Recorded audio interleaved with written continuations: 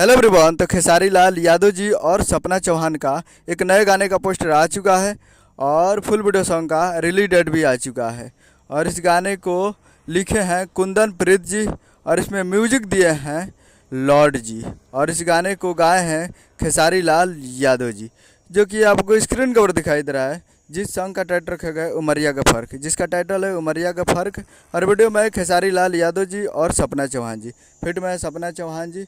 और ये लोकगीत 2024 का है और ये फुल वीडियो सॉन्ग को रिलीज़ किया जा रहा है। Full video song release in on 10 मई 2024 को सुबह 5:45 AM पे ये फुल वीडियो सॉन्ग को रिलीज़ किया जा रहा है। यानी कल 10 तारीख को सुबह 5:45 पे ये फुल वीडियो सॉन्ग आज आएगा। तो आप लोग तैयार रहेगा कल सुबह में।